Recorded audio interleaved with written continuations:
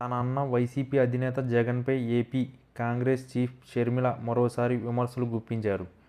డీలిమిటేషన్పై జగన్ మాట్లాడకుండా మౌనంగా ఉన్నారని, ఆయన మౌనానికి అర్థం నియోజకవర్గాల పునర్విభజనపై ప్రధాని మోడీకి మద్దతు ఇవ్వడమేనా అని ఆమె ప్రశ్నించారు. జగన్ మౌనంగా ఉన్నారంటే పరోక్షంగా డీలిమిటేషన్కు మద్దతు ఇచ్చినట్లేనని అన్నారు. డీలిమిటేషన్ వల్ల దక్షిణాది రాష్ట్రాలకు తీవ్ర అన్యాయం జరుగుతుందని చెప్పారు. ఈ విషయంలో దక్షిణాది రాష్ట్రాల పోరాటానికి ఏపీ కాంగ్రెస్ పూర్తి మద్దతు ప్రకటిస్తుందని తెలిపారు. అందరూ కలిసి ఐక్యంగా పోరాటం చేస్తేనే మోడీకి బుద్ధి వస్తుందని చెప్పారు. డీలిమిటేషన్పై CM Chandrababu, deputy CM Pawan Kalyan మౌనం వహించడం ముమ్మాటికి రాష్ట్ర ప్రజలను మోసం చేయడమేనని విమర్శించారు.